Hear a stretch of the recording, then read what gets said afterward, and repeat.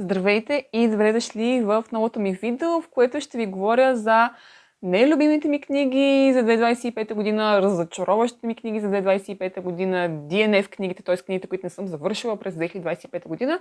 Някакъв микс от тези усещания ще бъде това видео. Предполагам, видеото няма да е дълго, тъй като през 2025 година като цяло не съм имала някакви огромни разочарования, неща, които да не ми харесат или пък толкова много книги, които да зарежа.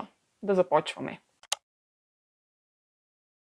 Първо ще започна с моите книги, които съм завършила, но по някакъв начин не са ми харесали, разочаровали са ме, останала съм с някакво друго впечатление. Първо имаме 451 градуса по Фаренхайт на Рей Бредбъри. Това е книга, която изслушах в аудио вариант. И аз много обичам дистопия, антиутопия и такъв тип неща. И ми беше много любопитно да прочета тази книга, но останах доста разочарована и между другото съм ми дала 1 звезда. Аз не знам дали преди съм давала 1 звезда на книга. Поне последните 2 години нямам такъв спомен. Може да има, просто нямам такъв спомен. Тази книга страшно ме разочарова. Идеята е страхотна за цялото това, тази деца вика омраза към книгите, горене на книгите, цензура и всичко. Обаче в следващия момент имам чувството, че беше за мен. Да, за мен. Не знам дали трябва да смятам контекста, нали, времената, в които е писано и не знам. Но моето усещане, моето удоволствие, не само удоволствие, докато чета, то даже не е свързано само с удоволствието, но и моите размисли и страсти, докато четях, докато слушах книгата, бяха, че това е една много повърхностна книга, много повърхностно ниво. Някакви клишета някак си усещах, някакви персонажи бяха прекалено карикатури, обаче в негативния смисъл, тъй като може би в такъв тип книги не е лошо да има малко по-карикатура и събирателен образ, ама някакси ми беше много прекалено, толкова прекалено, че накрая нищо. Едно нищо усещах. Толкова не ми хареса, толкова на моменти, то даже не знам дали мога да кажа, че е измукано от пръста или просто нямаше плътност. Нито на персонажи, нито някакси на самата история, да, темите, смисъла на книгата, окей, но някакси нямаше плътност, изобщо не ми хареса, изобщо не ми хареса тази книга, направо я мразя тази книга. Не я мразя, но тотално не ми хареса, да. И мисля, че никога друго нещо на Рей Бредбъри не искам да чета. Тая книга ме отказа. За мен тази книга за човек, който обожава такива книги, щом тази книга не ми хареса. Другите, значи, живота е прекалено кратък или не знам дали е кратък, но книгите на света са толкова много, че няма да си губя времето аз с Рей Бредбъри. Другата книга, която така доста ме разочарова, а имах може би по-високи очаквания и всъщност ми дава 3,5 звезди, което не е малко, но просто ме разочарова.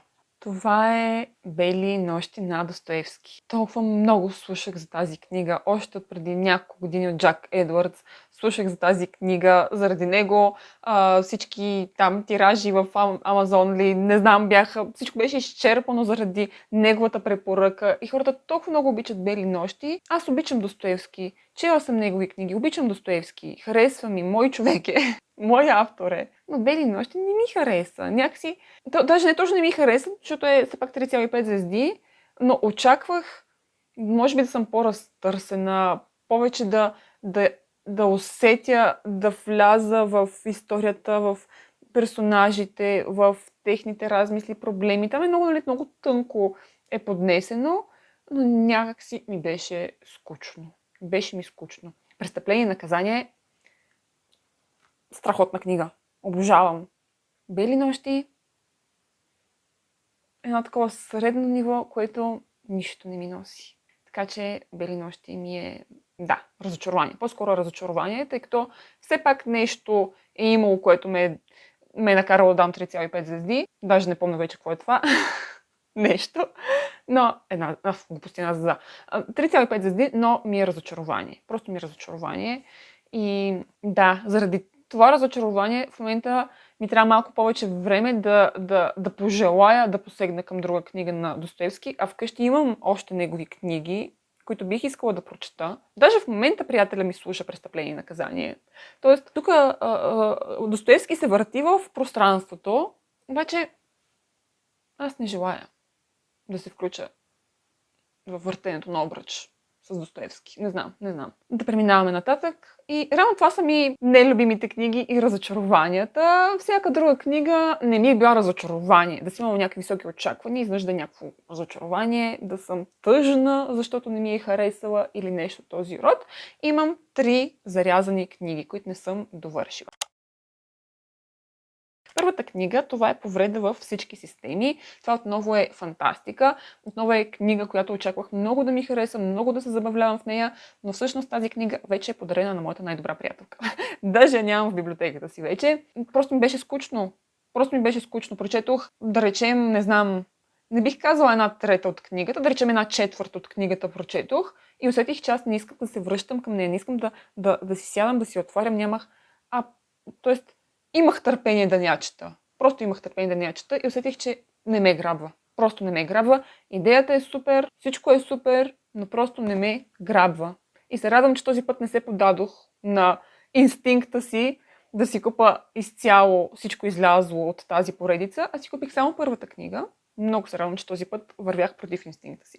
И даже вече съм се отървала от тази книга. Не знам. Знам, че много хора им харесва. Знам, че много хора също имат такива, които са като мен. Така че е някаква средна книга, като мнение за нея. Знам, че има сериал с моя любимец Александър Скарсгард, така че сериал може би бих си го причинила, за да видя. Може би там ще ме грабне и ще ми е по-интересно. Все пак любим актьор участва. Така че не знам. Но мисля, че тук ставаше дума, доколкото помня, за робот, който изпълнява, е създаден и нает, за да се грижи за хора, но в следващия момент той започва да има съзнание. Да, нещо този тип беше, което ако някой разбере, че той има съзнание ще го отрепат. Но той по някакъв начин, поне в началото прикриваше, че съзнава и реално изпълнява заповеди, защото той решава, че трябва да ги изпълни, за да не го разкрият, а не защото е така проектиран. Да, нещо този род беше. И знам, че е някаква по-така лека и забавна книга, смешна, но не я усетих. Друга зарязана книга от мен е Сладко отмъщение АД на Юнас Юнасон. Това е книга, която започнах веднага след моята любима книга, друга. Но тъй като не знам това видео дали ще излезе преди любимите ми книги за 95-та или след. Така че няма да ви казвам, но това беше втората ми книга, която започвам на Юнас Юнасон. И в началото бях, окей, супер интересно, той винаги някакви шашеви неща пише. Обаче в един момент имам чувство, че прекалено се разтягаше и вече ми ставаше незабавно. Всички шеги, които правиш, ми бяха незабавни, някакси даже се дразнех и започна да ми става скучно. И просто я зарязах.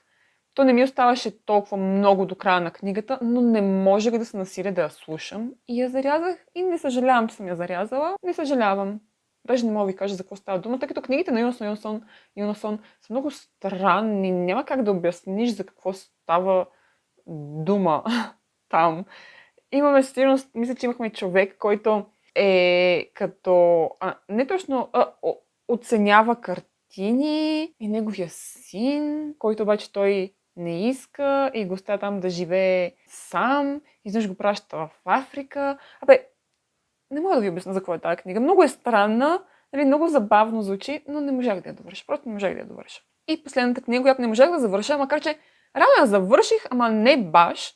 И това е Цената на скандала на Луси Скор. Ако сте гледали последния ми влог, може би сте чули моето мнение за тази книга и моите драми с тази книга, за тази толкова некадърна, ужасна книга, която прочетох 131 страници съм прочела от тази книга и реших, че просто ще прочета последните 2 глави, за да видя дали всичко, което съм си мислила като плот-твистове ще се случи, тъй като тук освен любовната част имаме и малко мистерия, да го кажем. И никаква изненада, то веднага се разбира. Толкова очевидно и повърхностно са написани нещата, толкова некадърно, толкова непомислено, толкова не е вкаран малко. Да знам, талант ли трябва да имаш или просто да го помислиш малко. Не знам, толкова всичко ти е ясно още от самото начало какво ще се случи, каква е мистерията. няма изненади, скука, няма дори секунда така да се удоволствие от това главните ни там мъжки и женски персонаж, когато се срещат и се запознават и така нататък, да има някаква, поне една секунда очакване, да, нали, да има, как се казва, интригата. То още от началото се почват с някакви тъпоти и то е скука. Скука. Мразя такива любовни романи. Много са ми, наистина са ми некадърни. Просто некадърни. Луси Скор, аз не искам да чета повече нейни книги.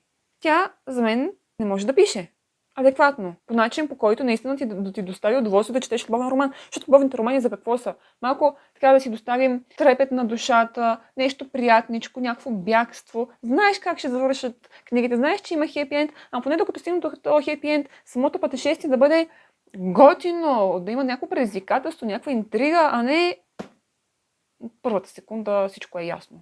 Ужас. Не я препоръчвам. Това е единствената авторка, освен Рей Бредбъри, която не препоръчвам.